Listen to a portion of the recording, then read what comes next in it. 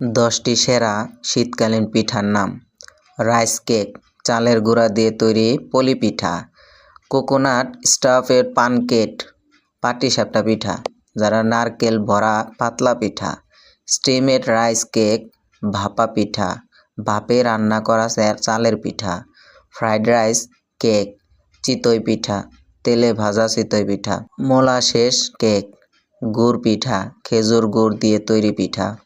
Milk cake, দুধ পুলি পিঠা, দুধ ও নারকেল দিয়ে তৈরি পুলি পিঠা।